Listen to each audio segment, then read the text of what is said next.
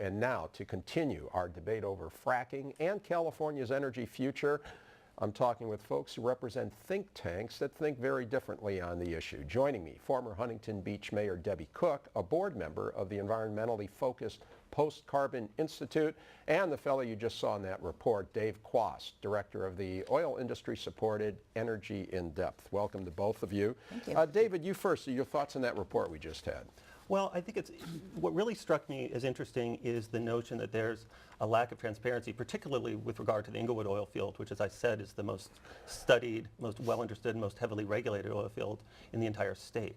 The good news is, for those who want more transparency, we now have that. There's been this SB4, the governor has signed the bill. One of the features of it that, frankly, the industry, even though it opposed the bill, thought was probably a good idea, is this transparency where you're going to let people know exactly when hydraulic fracturing is happening. You're going to be transparent about the constituents of the fracturing fluid and things of that nature. So people are going to have a lot more light shown on the process, and we think that's only a good thing because people are going to realize that it confirms what regulators and scientists around the country have been saying, that it's a fundamentally safe process. Yeah, Debbie, two things. One, your thoughts on the report, and particularly that aspect that the science on the industry side is better than the science on the environmental side.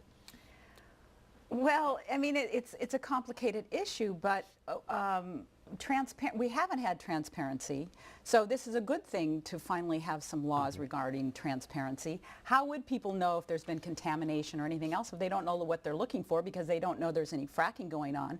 I've called our city to find out if they know of any fracking going on in Huntington Beach, and I've lived around oil most of my life. And they say no, because it's not required to identify that you are actually doing this particular kind of well completion technique. Now, the reality is most people don't understand that there are lots of different well completion techniques, and the ones that most people are concerned about are the ones that are going on back east with the gas extraction, where they use this cocktail of chemicals and they won't identify what those chemicals are.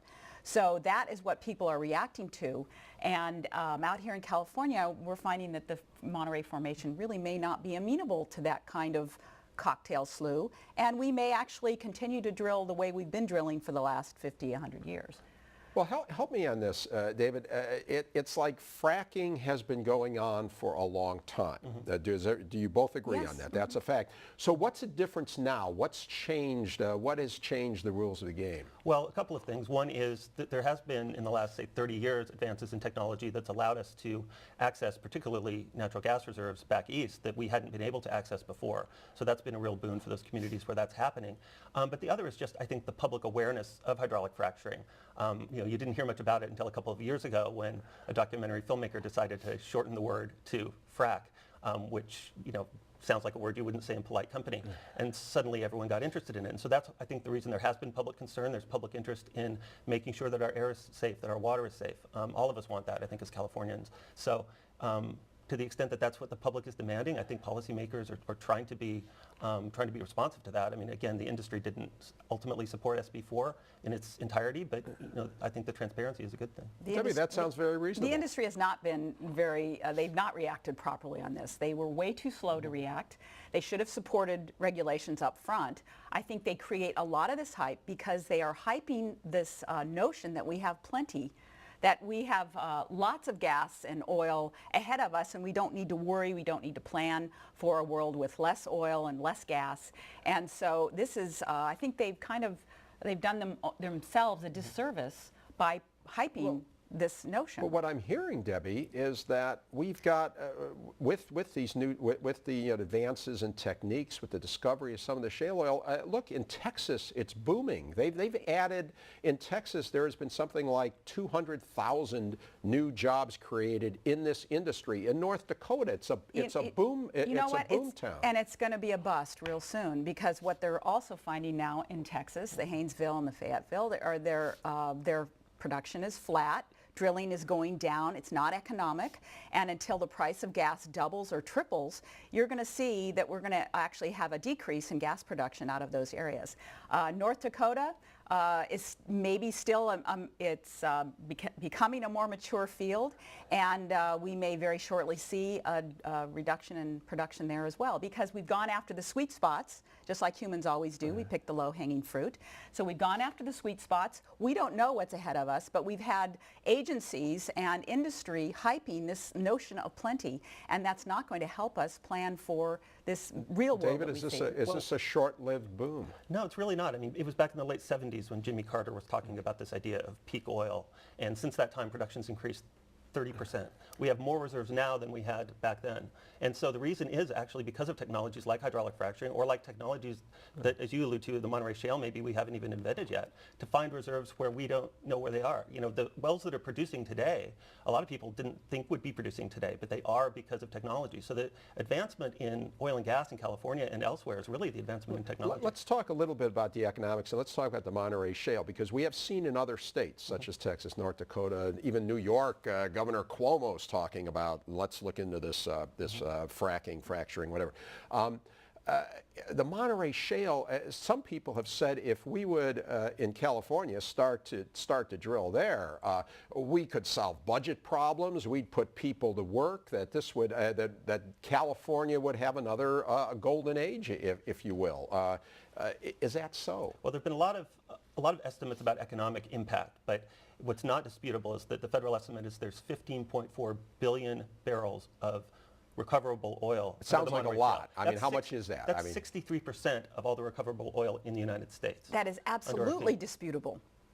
And in Okay, fact, I challenge you to go back into the data and look at it, because even the geologists out here in California say that's not true. We have probably 2.5 billion barrels of ultimate recoverable oil. No, wait, here's a huge Yes, difference. You're so- saying 60 billion. No, you're he said saying 15. 15.4, and you're saying 2. And all you have to do is look at the data. He's relying on a report from the EIA, the Intel report, Intech report, which is not peer-reviewed, is actually based on really bad data. Okay, so you're saying he's using a bad industry, extremely bad, slanted... and the USC report, which also relied on that, and you can easily refute both of those reports. But does the media do that? No, they just glom onto the hype of 15 billion barrels. So Dave, is that hype, and is that the info you're using when you cite? I mean, I'm using the EIA information. In fact, I've never heard anyone dispute it before, so this is a first for me.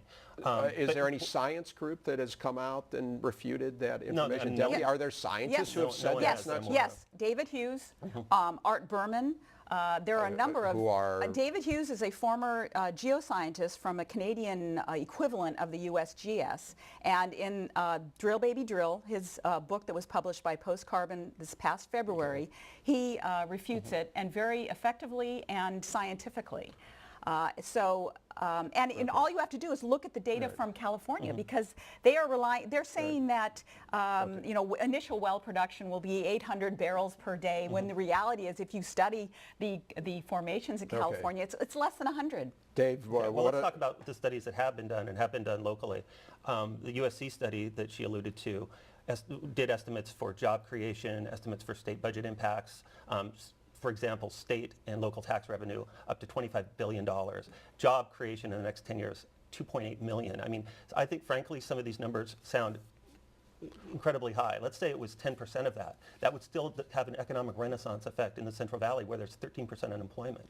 So I don't think you can look at the Monterey Shale and say credibly that there are 2 billion barrels of recoverable oil there, when the experts who've looked at it at the federal level, as well as a lot of people who are making a lot of bets based on that think otherwise. Okay, let me point out the Public Policy Institute of California, our friend Mark Baldessari has done a study on this, taking a temperature of Californians.